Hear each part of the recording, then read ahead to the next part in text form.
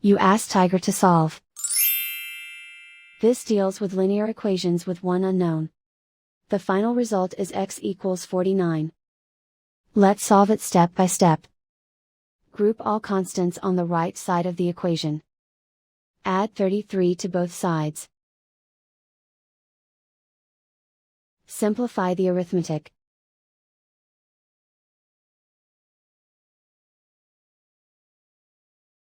Isolate the x. Divide both sides by 78. Simplify the fraction. Find the greatest common factor of the numerator and denominator.